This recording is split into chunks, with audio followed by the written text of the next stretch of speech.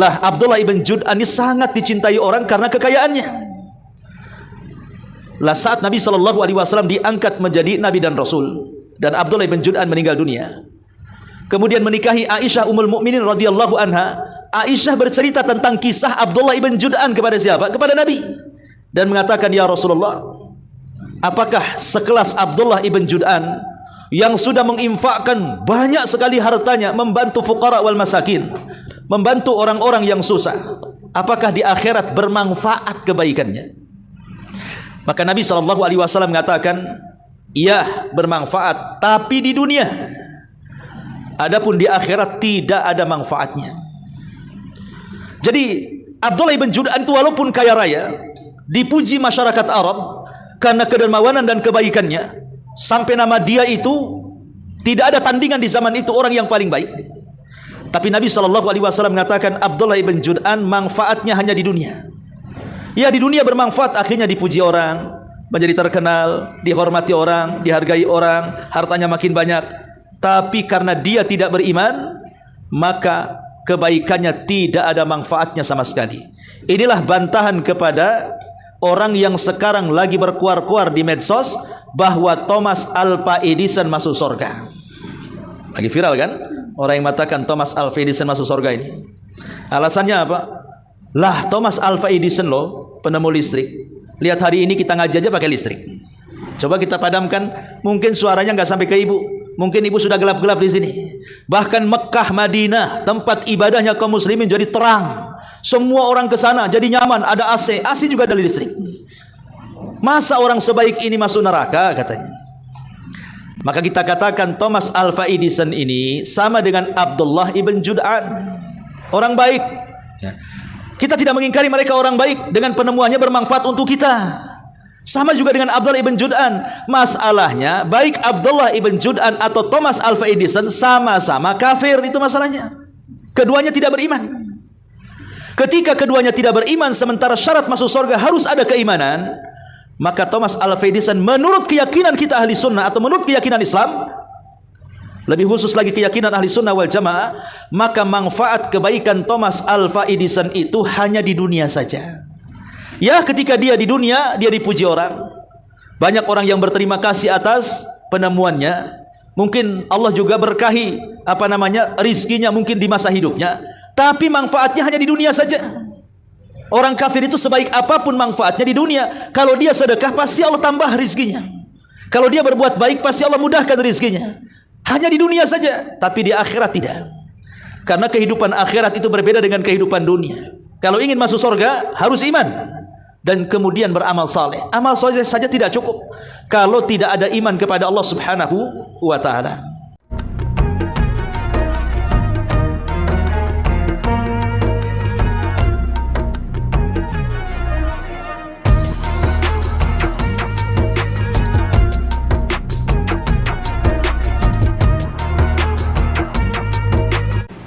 Baik. Tes. Bismillahirrahmanirrahim. Assalamualaikum warahmatullahi wabarakatuh. Alhamdulillah wassalatu wassalamu ala Rasulillah wa ala alihi wa sahbihi wa mawala. Wa la hawla wa la quwwata illa billahi wa ba'du. Ma'asyiral muslimin wal muslimat rahimakumullah. Alhamdulillah di sore hari ini kita bisa melanjutkan kajian kita, masih membahas Siratul Mustafa alaihi salatu wassalam. Dan sekarang kita masuk pada pembahasan perang Fijar dan juga Hilfu Al-Fudul, peperangan yang terjadi sebelum Nabi SAW diangkat menjadi Nabi dan Rasul. Ma'asyiral muslimin wal muslimat rahimakumullah. Secara global terjadinya kisah perang Fijar atau Fujar ini perang Fujar atau Fijar. Fijar atau Fujar itu artinya sebuah kejahatan. Jadi perang diakibatkan sebuah kejahatan. Kenapa kemudian perang ini disebut perang yang asasnya adalah kejahatan? Karena perang Fijar ini merobek kesucian bulan-bulan hurum. Dan bulan-bulan hurum itu adalah bulan-bulan yang sangat disucikan. Bahkan sebelum Allah Subhanahu wa taala menciptakan manusia untuk memakmurkan bumi. Karena disebutkan di dalam surah At-Taubah, tepatnya ayat ke-36, di mana Allah Subhanahu wa taala berfirman, "Inna iddatasy syuhuri indallahi 12 syahran fi kitabillah. Yauma khalaqas samawati wal ard minha arba'atun hurum. Dzalika ad-dinul qayyim fala tadlimu fihinna anfusakum." Allah Subhanahu wa taala mengatakan, inna iddatasy syuhur, sesungguhnya bilangan-bilangan bulan, indallah, menurut ketentuan Allah Subhanahu wa taala, 12 syahran fi kitabillah. Jumlahnya ada 12 bulan menurut ketetapan Allah Subhanahu wa taala. Kapan ditetapkannya? Sebelum Allah Subhanahu wa taala menciptakan langit dan bumi. Kemudian Allah Subhanahu wa taala mengatakan minha arba'atun hurum. Dari 12 bulan itu ada 4 bulan yang disebut dengan bulan-bulan hurum. Bulan-bulan yang disucikan. Lah bulan-bulan yang disucikan ini dijelaskan dalam hadis Nabi sallallahu alaihi wasallam. Kata Nabi sallallahu alaihi wasallam, "Thalathatun mutawaliyah. Dzulqa'dati wa Dzulhijjati wal Muharram war Rajabul Mudhar bainal Jumada wa Sya'ban." Yang dimaksud 4 bulan hurum ini, kata Nabi sallallahu alaihi wasallam, letaknya yang 3 berturut-turut. Adapun yang 1 terpisah. Yang 3 berturut-turut dimulai daripada bulan Dzulqa'dah, bulan yang sekarang kita berada di dalamnya. Karena sekarang kita sudah masuki 3 Dzulqa'dah.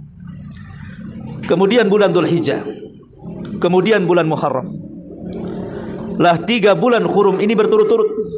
Dzulqa'dah, kemudian Dzulhijjah, kemudian bulan Muharram. Adapun yang 1 terpisah, yang disebut dengan bulan Rajab.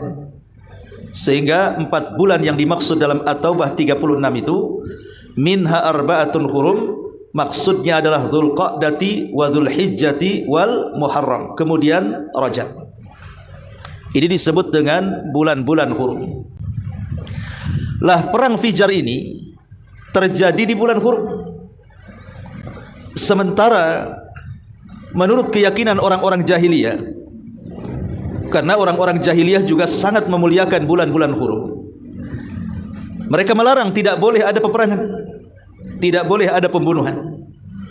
Sementara perang Fijar ini terjadi pembunuhan, dan itu di bulan-bulan hurum. Makanya kemudian karena peperangan ini merobek kesucian bulan-bulan hurum, sehingga peperangannya disebut perang Fijar atau Fujar. Perang yang di dalamnya ada kejahatan. Adapun kisahnya, kenapa kemudian perang ini bisa meletus, ikhwatu fiddin yang dimuliakan Allah Subhanahu wa taala? Secara global ya. Jadi ada seorang penguasa di Irak, dan dia juga orang yang ya boleh dikata kaya raya. Nama orang ini Nu'man ibn Mundhir. Nu'man ibnu al-Mundhir. Nu'man al-Mundhir ini kan seorang pedagang. Biasa dia mengirim dagangan ke wilayah-wilayah yang jauh, Lah salah satunya adalah mengirim kafilah dagang ke Mekah. Dan kita tahu bahwa orang-orang Mekah, kalau ada kafilah dagang, mereka berebut untuk mengambil dagangan itu, karena memang itu ekonomi mereka. Beda dengan penduduk Madinah. Kalau penduduk Madinah itu kan ahlu zira'ah, mereka memang suka bercocok tanam, bertani dan berkebun. Tapi penduduk Mekah ini peniaga. Bahkan boleh dikata anak-anak kecil mereka itu juga tertularkan keinginan untuk menjadi seorang pedagang, karena memang urat nadi perekonomian penduduk Mekah itu dari perniagaan. Makanya Allah Subhanahu wa taala menyebutkan kebiasaan orang-orang Mekah dengan diturunkan satu surat, li'ila fi Quraisyin ila fihim rihlatasy syita'i was-shaif. Bahwa kebiasaan orang-orang Quraisy itu, mereka selalu mengadakan rihlah, mengadakan perjalanan. Untuk apa mereka melakukan rihlah dan perjalanan itu? Untuk berniaga, baik di musim syita, di musim dingin, ataupun saif, di musim panas. Kemana mereka mengarah? Mereka mengarah ke dua negara. Pertama ke Yaman di musim dingin, dan ke Syam di musim panas. Makanya Allah mengatakan rihlatasy syita'i was-shaif. Kembali kepada kisah. Jadi saat kafilah dagang yang dikirim oleh Nu'man ibn Mundhir ini datang ke Mekah, rupanya ada dua kabilah yang berebut dagangan. Pertama kabilah Hawazin, dan yang kedua kabilah Kinanah. Kabilah Hawazin ini letaknya di Taif, sementara kabilah Kinanah ini dekat dengan Mekah. Dan Kinanah ini bersekutu dengan Quraisy, sementara kabilah Hawazin ini bersekutu dengan kabilah-kabilah yang ada di Taif. Lah ketika itu ada seseorang dari suku Hawazin namanya Qais. Dia ingin merebut dagangan dari Nu'man ibn Mundhir yang datang ke Mekah. Tapi datang pula seorang laki-laki namanya Urwah. Urwah ini dari suku Kinanah, juga ingin mendapatkan kafilah dagang itu. Akhirnya dua kabilah ini, kabilah Hawazin dan juga kabilah Kinanah ini, yang masing-masing diwakili dengan Qais dan Urwah ini, terjadi perkelahian, rebutan dagangan. Lah karena terjadi perkelahian antara Qais dan juga Urwah dari kabilah Kinanah ini, celakanya Urwah malah dibunuh. Oleh siapa? Oleh orang-orang dari kabilah Hawazin, yang ketika itu Qais adalah salah satu orang yang diutus dari kabilahnya. Bertengkar, berkelahi, terjadilah pembunuhan. Siapa yang dibunuh? Urwah. Siapa Urwah? Perwakilan dari Bani Kinanah. Masalahnya terjadinya pembunuhan kepada Urwah ini terjadi di bulan Hurum, di bulan-bulan yang sebenarnya itu sangat dimuliakan oleh orang-orang Quraisy dan juga dimuliakan oleh bangsa Arab. Bahkan dalam Islam sendiri, bulan Hurum itu sangat dimuliakan. Lah salah satu larangan yang tidak boleh dilakukan di bulan Hurum adalah memulai peperangan ataupun melakukan pembunuhan. Makanya bulan yang pertama disebut bulan Hurum adalah Dzulqa'dah. Bulan yang kita sekarang di dalamnya ini, bulan Dzulqa'dah. Kemarin kan Syawal, kita masuk di permulaan Dzulqa'dah. Kenapa bulan itu disebut Dzulqa'dah? Qa'dah itu artinya duduk, berarti bulan duduk-duduk. Kenapa bulan itu disebut bulan duduk-duduk? Artinya duduk-duduk tidak berperang, duduk-duduk tidak mengangkat senjata, duduk-duduk untuk tidak menyerang, untuk tidak berperang. Makanya bulan Dzulqa'dah disebut Dzulqa'dah, karena masyarakat Arab dilarang bergerak, di rumah bersama keluarga, duduk-duduk, tidak boleh perang. Lah sementara terjadinya pembunuhan kepada Urwah dari Bani Kinanah ini terjadi di bulan Hurum, yang harusnya mereka tidak berperang, malah membunuh. Maka dari sinilah kemudian kabilah-kabilah yang lain ikut marah. Lah salah satunya adalah kabilah Quraisy. Sebenarnya suku Quraisy itu tidak ada hubung kait dengan pembunuhan Urwah dari kabilah Kinanah. atau tidak ada hubung kait dengan Qais dari kabilah Hawazin. Tetapi karena Quraisy ini bersekutu dengan Kinanah, makanya Quraisy membantu Kinanah. Lah sementara sekutu Hawazin yang lainnya dari kabilah-kabilah yang ada di Taif pun ikut bergerak. Sebagaimana Kinanah didukung oleh Quraisy, Hawazin juga didukung oleh banyak kabilah dari Taif. Lah terjadilah peperangan antara dua kubu dari Hawazin yang didukung oleh kabilah-kabilah di Taif, sementara Kinanah didukung oleh orang-orang Quraisy. Lah orang-orang Quraisy itu diantaranya Nabi SAW ada di barisan orang-orang Quraisy itu. Memang terjadi perselisihan para ulama. Berapa usia Nabi SAW ketika terjadinya perang Fujar ini? Ada yang mengatakan Rasulullah ketika itu usianya 14. Ada yang mengatakan 15. Tapi menurut pengarang kitab ini, Nabi SAW ikut serta di usia 20 tahun menurut pendapat kitab yang ada di Rahiqil Maktum ini. Jadi memang terjadi silang pendapat berapa usia Nabi SAW. Bahkan ada yang berpendapat ketika itu usianya 10 tahun. Berarti masih anak-anak kan gitu ya. Jadi ada yang mengatakan 10 tahun, ada yang mengatakan 14 tahun, ada yang mengatakan 15 tahun, ada yang mengatakan 20 tahun. Terjadinya perang Fijar di masa Nabi SAW. Pertanyaan pun muncul. Apakah Nabi SAW terlibat dalam peperangan ini ataukah tidak terlibat? Apakah Nabi SAW terlibat ataukah tidak terlibat? Sebagian ulama mengatakan bahwa Nabi SAW terlibat. Sebagian para ulama mengatakan bahwa Nabi SAW terlibat. Dan itu dijelaskan salah satunya pendapat Ibnu Hisham, seorang pakar sejarah. Beliau menyebutkan dalam kitab sirahnya, sayangnya disebutkan tanpa sanad, di mana kata beliau Rasul SAW pernah bersabda, ketika terjadi perang Fijar, aku memanah melindungi paman-pamanku. Jadi dia memanah itu hanya untuk melindungi pamannya. Tapi ada juga yang mengatakan Rasul tidak memanah, Rasul hanya mengumpulkan anak panah, membantu mengumpulkan anak panah. Tetapi bagi pendapat yang lain yang disebutkan oleh para ulama yang berbeda, bahwa Nabi SAW tidak pernah terlibat dalam perang Fijar.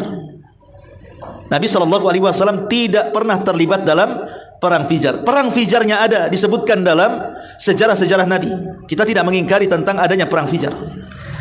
Tetapi bagi pendapat yang kedua ini, memasukkan Rasul dalam peperangan itu tidak benar. Perangnya ada, tapi keterlibatan Rasul di perang itu tidak benar. Kenapa? Karena riwayat-riwayat yang menjelaskan tentang keterlibatan Nabi SAW di perang Fijar itu semua lemah. Tidak ada yang sahih. Bahkan derajatnya sampai ke tingkat matruk, ditinggalkan riwayatnya. Tentu ada alasan. Pertama, memang riwayat-riwayatnya lemah, sehingga tidak mungkin kalau riwayat lemah dijadikan sandaran Nabi SAW terlibat dalam perang Fijar. Yang kedua, sebab perang Fijar itu bertolak belakang dengan posisi Nabi SAW. Bertolak belakang dengan posisi Nabi SAW. Kenapa? Karena pemicu perang Fijar ini karena pertama hamiyah, kepanatikan suku. Jadi sebab pertama perang Fijar itu karena fanatik suku. Jadi masing-masing suku yang memiliki koalisi ataupun sekutu, maka sekutunya saling membantu. Samalah umpamanya kalau kita lihat sekarang perang Amerika dengan Iran umpamanya kan itu. Bagaimana Iran juga tidak berperang sendirian kan? Ada yang mengatakan dia disokong oleh Cina, ada yang mengatakan disokong oleh Rusia gitu. Kemudian Amerika juga sama, mengerahkan sekutu-sekutu di Timur Tengah. Kurang lebih seperti itu. Ya, jadi perang Fijar ini sebenarnya perang karena fanatik kesukuan.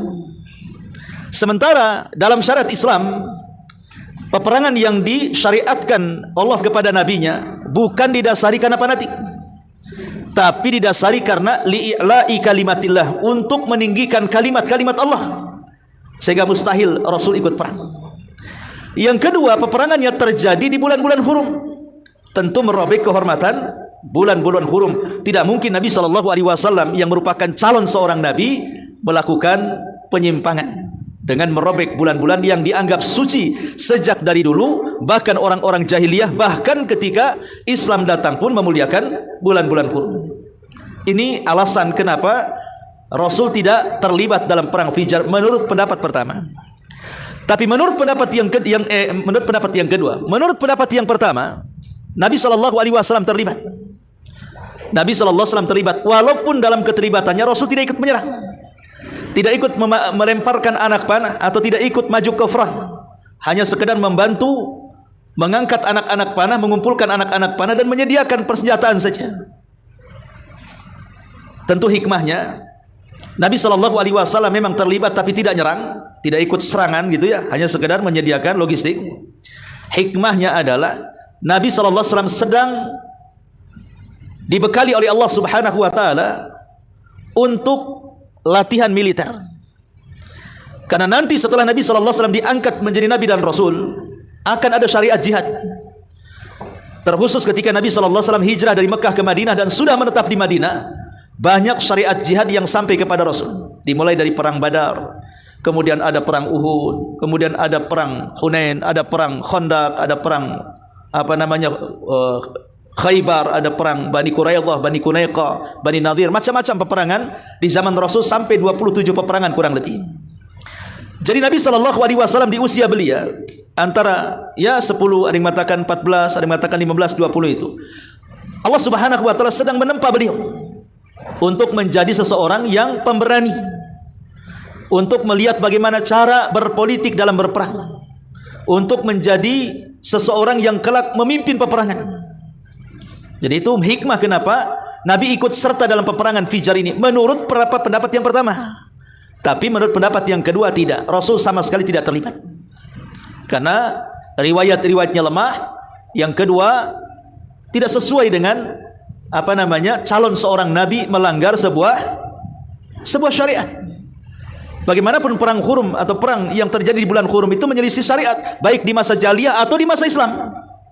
Karena Allah Subhanahu wa taala mengatakan dalam At-Taubah 36 itu, di ujung ayat Allah mengatakan, "Fala tadlimu fihinna anfusakum." Janganlah kalian berlaku zalim di 4 bulan yang dimuliakan itu. Maksudnya, kata para ulama tafsir, berlaku zalim di sini memulai peperangan.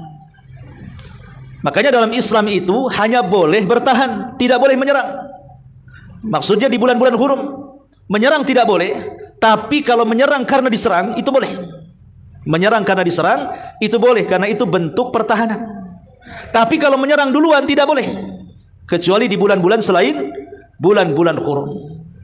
Itulah sekilas tentang terjadinya perang Fijar. Ma'asyiral muslimin wal muslimat rahimani wa rahimakumullah. Adapun puncak dari perang Fijar ini kan cukup lama.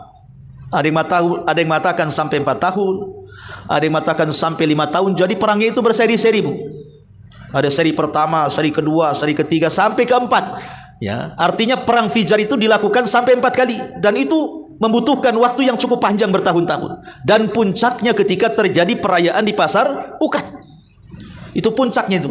Ketika terjadi perayaan di pasar Ukad, meletuslah perang ini. Tapi kemudian akhirnya ketika kemudian di awal peperangan Hawazin memenangkan Kinanah, tapi di akhir peperangan kondisi berbalik, Kinanah yang mengalahkan Hawazin.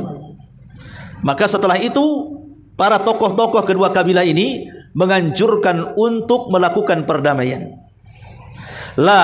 Setelah mereka melakukan perdamaian inilah, maka setelah tragedi perang Fijar muncullah peristiwa yang disebut dengan Hilfu al-Fudul namanya. Hilful Fudul. Apa Hilful Fudul itu? Hilf itu artinya sumpah. Hilfu itu artinya sumpah. Fudul itu artinya kebaikan-kebaikan. Jadi sumpah di atas kebaikan-kebaikan. Makanya kemudian disebut Hilfu Fudul, sebuah perjanjian yang dilakukan oleh anak-anak muda karena sebuah kebaikan. Apa yang dimaksud kebaikan di sini? Di mana para pemuda Mekah di zaman itu berkumpul. Kemudian mereka sepakat dan kompak melakukan perjanjian Hilful Fudul, di mana bulir-bulir kesepakatannya adalah menjaga tanah haram, tanah Mekah, dan membela orang-orang yang terzalimi, baik orang-orang yang terzalimi ini penduduk Mekah sendiri atau orang-orang yang terzalimi ini bukan penduduk Mekah. Jadi kisahnya seperti ini. Ada seorang peniaga dari negeri Yaman. Ada seorang pedagang dari negeri Yaman. Dia bekerja sama dalam berniaga dengan seseorang yang bernama Al-As ibn Wa'il As-Sahmi. Jadi ada orang yang bernama As ibn Wa'il As-Sahmi ini penduduk Mekah. Sementara pedagang ini yang satunya penduduk negeri Yaman. Jadi Al-As ibn Wa'il As-Sahmi ini memesan barang yang cukup banyak agar pedagang dari Yaman ini membawa barang-barang dan dihantar ke rumahnya, ke rumah Al-As ibn Wa'il As-Sahmi ini. Tiba-tiba setelah kemudian barang-barang itu dikirim dari Yaman menuju Mekah dan sampai di rumah Al-As ibn Wa'il As-Sahmi, tiba-tiba Al-As ibn Wa'il As-Sahmi ini tak mau bayar. Tidak mau bayar, sama sekali tak mau bayar. Ini kan tidak boleh seperti itu. Kalau dia sudah bekerja sama dalam jual beli, maka barang datang, bayar. Masa nggak mau bayar? Sehingga pedagang dari Yaman ini dirugikan. Karena dirugikanlah dia datang jauh dari Yaman ke Mekah, kemudian melobi Al-As ibn Wa'il As-Sahmi ini, tapi dia tetap menolak bayar. Nggak mau juga bayar. Kemudian dia meminta toko-toko di sekitarnya pun tak mau bantu. Dengan emosi sedih dan marah inilah akhirnya dia pun datang ke Ka'bah. Kemudian dia berteriak-teriak di Ka'bah bahwa saya dizalimi. Saya dizalimi oleh Al-As ibn Wa'il As-Sahmi. Aku mengirim barang tapi dia tak mau bayar. Berteriak-teriak di Ka'bah itu.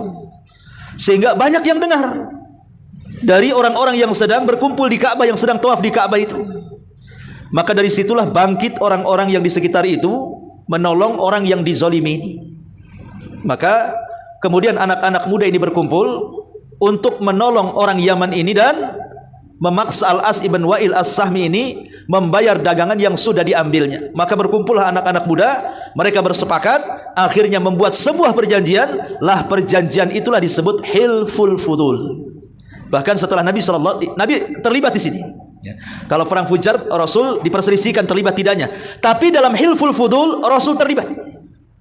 Ikut dalam perjanjian ini. Bahkan setelah Nabi SAW diangkat menjadi Nabi sekalipun, Nabi SAW mengatakan, kalau seandainya terjadi Hilful Fudul kedua atau ketiga kalinya, maka aku siap untuk ikut serta dalam Hilful Fudul. Lah Hilful Fudul itu terjadi di rumah seorang yang sangat kaya raya, dermawan, orang baik, namanya Abdullah ibnu Jud'an. Di rumah Abdullah ibn Jud'an inilah terjadi Hilful Fudul. Dan Abdullah ibn Jud'an ini masih memiliki kekerabatan dengan Aisyah, dengan keluarga Abu Bakar Siddiq radhiyallahu anhu. Dan nama Abdullah ibn Jud'an ini sangat tenar terkenal karena jarang orang kaya dermawan, Bu. Kalau orang kaya banyak, tapi orang kaya dermawan sedikit. Makanya kalau ada orang kaya sudah kaya dermawan pasti dicintai orang. Lah Abdullah ibn Jud'an ini sangat dicintai orang karena kekayaannya. Lah saat Nabi SAW diangkat menjadi Nabi dan Rasul, dan Abdullah ibn Jud'an meninggal dunia, kemudian menikahi Aisyah Ummul Mukminin radhiyallahu anha, Aisyah bercerita tentang kisah Abdullah ibn Jud'an kepada siapa? Kepada Nabi. Dan mengatakan, ya Rasulullah, apakah sekelas Abdullah ibn Jud'an yang sudah menginfakkan banyak sekali hartanya membantu fuqara wal masakin, membantu orang-orang yang susah, apakah di akhirat bermanfaat kebaikannya? Maka Nabi SAW mengatakan, iya bermanfaat, tapi di dunia. Adapun di akhirat tidak ada manfaatnya. Jadi Abdullah ibn Jud'an itu walaupun kaya raya, dipuji masyarakat Arab karena kedermawanan dan kebaikannya, sampai nama dia itu tidak ada tandingan di zaman itu, orang yang paling baik. Tapi Nabi SAW mengatakan Abdullah ibn Jud'an manfaatnya hanya di dunia. Ya di dunia bermanfaat, akhirnya dipuji orang, menjadi terkenal, dihormati orang, dihargai orang, hartanya makin banyak. Tapi karena dia tidak beriman, maka kebaikannya tidak ada manfaatnya sama sekali. Inilah bantahan kepada orang yang sekarang lagi berkuar-kuar di medsos bahwa Thomas Alva Edison masuk surga. Lagi viral kan? Orang yang mengatakan Thomas Alva Edison masuk surga ini. Alasannya apa? Lah Thomas Alva Edison loh, penemu listrik, Lihat hari ini kita ngaji aja pakai listrik. Coba kita padamkan, mungkin suaranya nggak sampai ke ibu. Mungkin ibu sudah gelap-gelap di sini. Bahkan Mekah, Madinah, tempat ibadahnya kaum muslimin jadi terang. Semua orang ke sana jadi nyaman, ada AC. AC juga ada listrik. Masa orang sebaik ini masuk neraka katanya. Maka kita katakan Thomas Alva Edison ini sama dengan Abdullah ibn Jud'an, orang baik. Kita tidak mengingkari mereka orang baik, dengan penemuannya bermanfaat untuk kita. Sama juga dengan Abdullah ibn Jud'an. Masalahnya baik Abdullah ibn Jud'an atau Thomas Alva Edison sama-sama kafir, itu masalahnya. Keduanya tidak beriman. Ketika keduanya tidak beriman, sementara syarat masuk surga harus ada keimanan, maka Thomas Alva Edison menurut keyakinan kita ahli sunnah atau menurut keyakinan Islam, lebih khusus lagi keyakinan ahli sunnah wal jamaah, maka manfaat kebaikan Thomas Alva Edison itu hanya di dunia saja. Ya, ketika dia di dunia, dia dipuji orang. Banyak orang yang berterima kasih atas penemuannya. Mungkin Allah juga berkahi rizkinya mungkin di masa hidupnya. Tapi manfaatnya hanya di dunia saja. Orang kafir itu sebaik apapun manfaatnya di dunia, kalau dia sedekah pasti Allah tambah rizkinya. Kalau dia berbuat baik pasti Allah mudahkan rizkinya. Hanya di dunia saja, tapi di akhirat tidak. Karena kehidupan akhirat itu berbeda dengan kehidupan dunia. Kalau ingin masuk surga harus iman dan kemudian beramal saleh. Amal saleh saja tidak cukup kalau tidak ada iman kepada Allah Subhanahu wa taala. Ma'asyiral muslimin wal muslimat rahimani wa rahimakumullah. Itulah sekilas global antara perang Fijar dan juga Hilful Fudul. Baik, kalau kita sudah paham tentang secara global terjadinya dua peristiwa ini, kita baca di sini. Kata pengarang, perang Fijar. Sewaktu Muhammad berusia 20 tahun, meletus perang di pasar Uqad yang melibatkan Bani Qais, Ailan dengan suku Quraisy yang didukung oleh Bani Kinanah. Ingat bahwa Quraisy itu sebenarnya tidak terlibat dalam sebab musabab terjadinya perang Fijar. Tapi karena Quraisy ini bersekutu dengan Kinanah, maka Quraisy menolong Kinanah dengan sebab pertama karena ini pembunuhan, yang kedua karena merobek bulan hurum. Ya, sementara mereka itu punya hamiah kesukuan yang kuat. Perang ini disebut perang Fijar. Pemicunya adalah seorang dari Bani Kinanah mengkhianati 3 orang dari Bani Qais Ailan. Kabar kejadian ini sampai ke pasar Uqad dan menyulut emosi kedua kabilah. Saat itu tampuk pimpinan suku Quraisy dan Kinanah ada di tangan Harb ibn Umayyah. Dia memang layak mendudukinya, baik dari sisi senioritas maupun kemuliaannya. Menjelang siang, Bani Qais telah berhasil mengalahkan Bani Kinanah dan menguasai wilayah itu sampai tengah hari. Sejumlah tokoh Quraisy berinisiatif menggelar perundingan. Mereka menghitung jumlah korban di kedua belah pihak. Pihak yang korbannya lebih banyak berhak mendapatkan diat dari kelebihan korban itu. Maka mereka sepakat untuk berdamai dengan perjanjian tersebut. Mereka tidak akan melanjutkan peperangan dan melupakan semua bentuk permusuhan di antara mereka. Perang ini dinamakan perang Fijar karena telah melanggar kehormatan bulan suci. Muhammad juga mengikuti perang ini. Tugasnya adalah menyiapkan anak-anak panah untuk dibidikkan. Sekali lagi tentang Nabi keterlibatan dalam perang Fijar, sampai akhirnya berlarut-larut perangnya sampai 4 kali peperangan.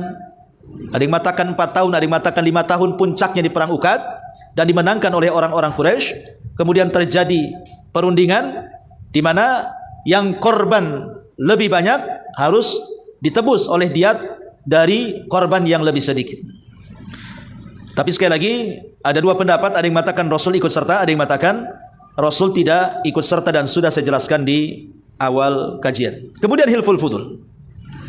Mengakhiri perang ini ditandatangani Hilful Fudul. Jadi setelah adanya perang Fijar selesai, makanya kemudian ditandatangani dan perjanjiannya disebut Hilfu al-Fudul pada bulan Dzulqa'dah. Dan ini salah satu peristiwa-peristiwa yang terjadi di bulan Dzulqa'dah. Kita sekarang berada di bulan Dzulqa'dah. Banyak sejarah yang disebutkan para ulama terjadi di bulan Dzulqa'dah, baik sejarah tempo lalu sebelum Nabi SAW diutus dari kalangan Bani Israel, ataupun di masa Nabi SAW banyak peristiwa. Adapun peristiwa sebelum Nabi SAW di masa Bani Israel, Nabi Musa alaihi salatu wasallam pernah berpuasa 30 hari. Kemudian setelah itu disempurnakan 10 hari sebagai tambahan, sehingga puasanya 40 hari. Setelah itu Musa mendapatkan mandat Taurat di Bukit Tursina. Ada yang mengatakan bahwa 30-nya berpuasa dari hari pertama sampai 30. Musa ini berpuasa di bulan Dzulqa'dah.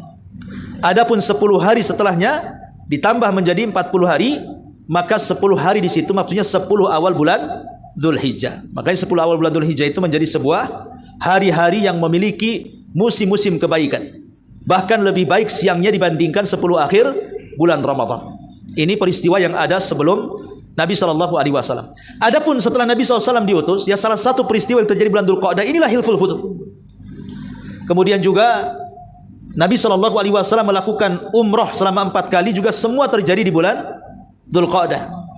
Pertama umrah Hudaybiyah, yang kedua umrah Qadha, yang ketiga umrah Ji'ranah, dan yang keempat umrah yang dibarengi dengan haji atau disebut dengan Hajjatul Wada. Ada juga peristiwa yang lain, peperangan Bani Quraidah, itu juga terjadi di bulan Dzulqa'dah. Peperangan Bani Quraidah terjadi di bulan Dzulqa'dah. Dan banyak lagi lah, salah satunya peristiwa di bulan Dzulqa'dah adalah terjadinya Hilful Fudul. Salah satu bulan suci Dzulqa'dah. Perjanjian ini disepakati oleh beberapa kabilah Quraisy, yaitu Bani Hashim, Bani Muttalib, Bani Asad, Bani Abdul Uzza, Bani Zuhrah bin Kilab, dan Bani Taim bin Murrah. Mereka berkumpul di rumah Abdullah ibnu Jada'an atau Juda'an At-Tamimi yang dianggap sebagai sesepuh dan orang mulia. Mereka bersepakat bahwa siapapun penduduk Mekah atau lain Mekah yang dizolimi pasti dibela. Mereka akan terus mendampingi pihak yang dizolimi itu sampai kezolimannya sampai kezoliman yang menimpanya terbalaskan. Artinya mereka siap jadi pengacara, mereka siap jadi lawyer sampai kasusnya tuntas. Ya, di perjanjian Hilful Fudul itu. Lah perjanjian ini disaksikan oleh Muhammad SAW. Beliau pernah menyatakan setelah diangkat menjadi Rasul, sungguh aku menyaksikan di rumah Abdullah ibn Jad'an satu perjanjian, sumpah yang lebih baik bagiku dibandingkan segerombolan unta merah. Seandainya aku diundang untuk menghadiri perjanjian seperti itu lagi dalam Islam, niscaya aku akan penuhi undangannya. Karena memang di dalamnya ada kebaikan. Maka ini pelajaran bagi kita, kalau ada undangan kebaikan hadir. Tapi kalau ada undangan keburukan jangan hadir. Ya. Semangat dari perjanjian ini adalah menghilangkan fanatisme jahiliyah yang dipicu oleh fanatisme kabilah. Pendapat lain tentang latar belakang perjanjian ini adalah adanya seorang laki-laki dari Bani Zubaid, maksudnya dari Yaman, yang datang ke Mekah dengan membawa barang-barang dagangan. Dagangan itu dibeli oleh seorang laki-laki namanya Al-As ibn Wa'il As-Sahmi. Al-As ibn Wa'il As-Sahmi ini ayahanda daripada Amr ibn As. Dan Amr ibn As ini ma'ruf, setelah masuk Islam dia menjadi salah satu pemimpin Islam. Masalahnya Amr bin As ini, karena dia berkawan dengan Khalid ibn Walid, makanya dia telat masuk Islam. Dan Amr ibn As dan Khalid ibn Walid ini masuk Islam itu setelah Islam berlalu 20 tahun. Jadi ketika Islam berada di Mekah 13 tahun, kemudian Islam di Madinah sudah mencapai 7 tahun, baru Amr ibn As dan Khalid bin Walid datang masuk Islam. Jadi sudah 20 tahun lewat baru masuk Islam Amr bin As ini, dan juga Khalid ibn Walid. Dua-duanya sama Islam bareng tuh. Lah bapaknya Amr ibn As ini adalah Al-As ibn Wa'il As-Sahmi. Tetapi dia menahan hak barang-barang itu dan tidak mau membayarnya. Lah laki-laki dari Bani Zubaid tadi yang punya barang dan tidak mendapatkan keuntungan dari Al-As ibn Wa'il As-Sahmi, akhirnya lelaki ini mengajak sekutu-sekutunya dari kabilah Abdul Dzar, kabilah Makhzum, Jumah, Saham, dan Adi untuk menghadapi kezaliman Al-As ibn Wa'il As-Sahmi, tetapi mereka tidak mempedulikannya. Maka dia mendaki gunung Abi Qubais di atas Mekah dan membacakan syair tentang kezaliman yang dialaminya. Dengan suara keras, saat itu Zubair ibn Abdul Muttalib lewat dan mempertanyakan mengapa orang ini diabaikan. Maka berkumpullah semua kabilah yang disebutkan di atas untuk menyepakati perjanjian yang disebut dengan Hilful Fudul. Selanjutnya mereka menemui Al-As ibn Wa'il dan mengambil paksa apa yang menjadi hak laki-laki dari Bani Zubaid Yaman itu. Akhirnya terselesaikan urusan dan peristiwanya disebut Hilfu al-Fudul. Wallahu alam. Ini diantara kilas balik dari sejarah Nabi SAW tentang perang Fijar dan juga peristiwa Hilful Fudul. Wallahu a'lam bishawab. Mudah-mudahan ada manfaatnya. Subhanaka bihamdika asyhadu an la ilaha illa anta astaghfiruka wa atubu ilaik. Allahu ta'ala alam. Assalamualaikum warahmatullahi wabarakatuh.